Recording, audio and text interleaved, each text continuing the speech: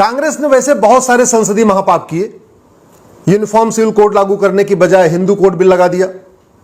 Supreme court का साहबानों पे फैसला आया सबको गुजारा भत्ता मिलना चाहिए, तो बाकायदा उस फैसले को पलट दिया कानून बना के। अयोध्या काशी मथुरा की मुक्ति का जब आह्वान किया गया, लोगों ने कहा अयोध्या काशी मथुरा मुक्त करो, तो 1991 में प्लेसेस ऑफ वर्शिप एक्ट बना दिया। हिंदू जैन बौद्ध सिख को आपस में बांटने के लिए और मुस्लिम और क्रिश्चियंस को फायदा पहुंचाने के लिए 1992 में माइनॉरिटी कमीशन एक्ट बना दिया। 1995 में जो सबसे बड़ा पाप किया वो था वक्फ एक्ट, उससे भी पेट नहीं भरा। 2004 में माइनॉरिटी एजुकेशन एक्ट बना दिया। 2010 में देश विरोधी एनजीओज को फंडिंग कराने के लिए एफसीआरए कानून बना दिया। जब राइट टू एजुकेशन एक्ट बना था तो मदरसा और missionary school right to education के दायरे में आते थे। 2012 में कानून बना के मदरसा मिशनरी स्कूल को भी बाहर कर दिया। तो बहुत सारे अनगिनत महापाप किए, लेकिन एक जो सबसे बड़ा महापाप जिसको मैं मानता हूं वो है वक्फ एक्ट। इतना खतरनाक कानून किसी इस्लामिक कंट्री में भी नहीं है।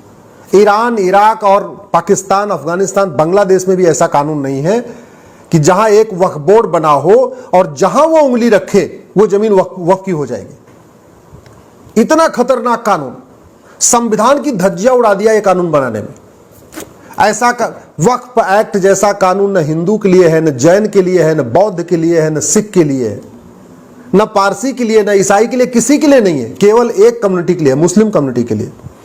और इसी कानून का दुरुपयोग करके वक्फ बोर्ड भारत में रेलवे और डिफेंस के बाद सबसे ज्यादा प्रॉपर्टी का मालिक बन गया है।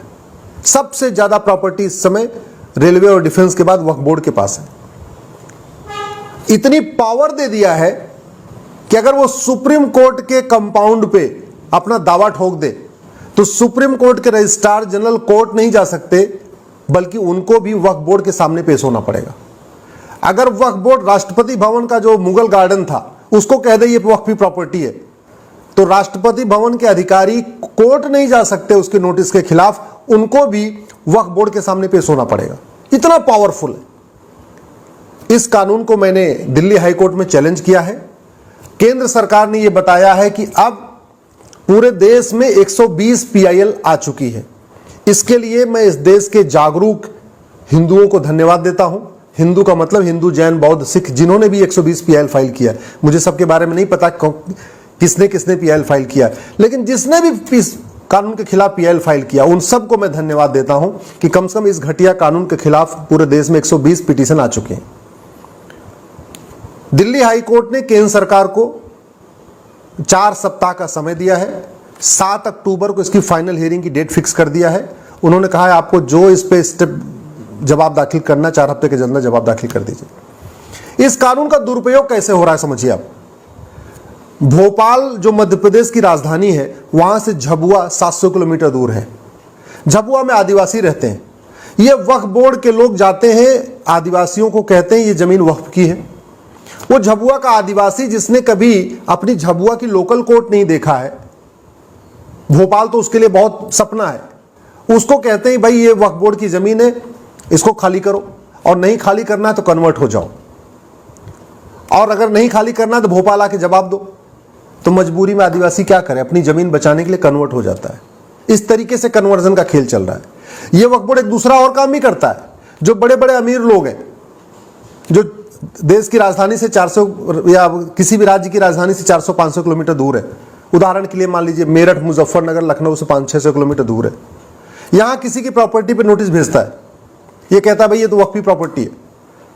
अब चूंकि वक्फ बोर्ड की नोटिस के खिलाफ लोकल कोर्ट में जा नहीं सकते, आपको राज्य की राजधानी में जाना पड़ेगा। वक्फ बोर्ड का ऑफिस केवल राजधानी में ही होता है, यानी उत्तर प्रदेश इतना बड़ा उत्तर प्रदेश है, उसका वक्फ बोर्ड का ऑफिस कहां है? लखनऊ में। अब मेरठ मुजफ्फरनगर वाला सोचता है कि भाई 10 बार जाके हम वहां लखनऊ जाएं, तारीख पे तारीख लें, इससे अच्छा 10-5 लाख रुपए देकर मामला सलटा दीजिए। तो ये एक तरीके से एक्सटॉर्शन का भी काम कर रहा है। सबसे बड़ी समस्या आ रही है जो पब्लिक लैंड है, यानी जैसे गाय का चारागाह होता है, खेल का मैदान होता है, पार्क होता है, ऊसर जमीन है, बंजर जमीन है, इस तरीके की जो पब्लिक लैंड होती है जो किसी के नाम पे नहीं होती, उसको सरकार का नियंत्रण होता है। ऐसी जमीनों पे वक्फ बोर्ड कब्जा करता है। अब ये जो लेखपाल पटवारी के पास कहां इतना आए कि जाके लखनऊ में उसका जवाब देते रहेंगे। उस पर कब्जा कर लेता है, बोर्ड लगा देता है ये वक्फ बोर्ड की जमीन है, बस हो गया, उसका काम हो गया। जवाब देते रहो। नोटिस भेजने के पहले उसको कोई जांच भी नहीं करना है। इतनी पावर है कि जिसको मन चाहे उसको नोटिस भेज दे। और सबसे बड़ी बात, जो वक्फ बोर्ड में पूरा ट्रिब्यूनल, उसका कॉम्बिनेशन कैसा है? एक सांसद उसमें होगा वो भी मुस्लिम, विधायक होगा वो भी मुस्लिम, एक एडवोकेट होगा वो भी मुस्लिम, एक उसमें स्कॉलर होगा, मुतवल्ली होगा, स्वाभाविक सी बात है मुस्लिम होगा, एक उसमें आईएएस होगा वो भी मुस्लिम होगा, और एक जुडिशियल मेंबर होगा वो भी मुस्लिम होगा। यानी 7 के 7 मेंबर इसके अंदर मुस्लिम होते हैं। सोचिए जरा, ऐसा कानून कांग्रेस ने 1995 में बनाया था। मैं केंद्र सरकार से रिक्वेस्ट करता हूं, इस पे स्टैंड अपना क्लियर करें, इसकी फाइनल हियरिंग हो। जब ये कानून पर डे हिंदू, जैन, बौद्ध, सिख की जमीनों पे कब्जा कर रहा है, इस कानून के जरिए एक्सटॉर्शन हो रहा है, इस वक्फ एक्ट कानून का दुरुपयोग करके धर्मांतरण हो रहा है, इस वक्फ बोर्ड कानून के जरिए एक तरीके से सरकारी जमीनों पे कब्जा हो रहा है। और एक बात और मैं बता दूं, ये वक्फ बोर्ड की जमीनों पे घुसपैठी आके रह रहे हैं। ये वक्फ बोर्ड की जो जमीनें हैं, उन जमीनों को, ये सरकारी जमीन को कब्जा कर रहा है और वहां पे रोहिंग्या बांग्लादेशियों को बसाता है। ये भी काम हो रहा है। तो घुसपैठियों की मदद कर रहा है, धर्मांतरण करा रहा है, लोगों को परेशान कर रहा है, एक्सटॉर्शन कर रहा है, सरकारी जमीन पे कब्जा कर रहा है, गौचर जमीन, खेल का मैदान पे कब्जा हो रहा है, पार्क पे कब्जा हो रहा है, और भी जितनी नदी किनारे जो जमीनें पड़ी होती हैं, जैसे यमुना का जो खादर वाला एरिया होता है, गंगा जी के जो किनारे वाला एरिया होता है, वहां पे कब्जा कर रहा है, और जमीनें कब्जा कर करके वहां पे मजार और दरगाह भी बनवा रहा है। भारत में ये सारा का सारा खेल वक्फ कानून का उपयोग करके हो रहा है, दुरुपयोग करके हो रहा है।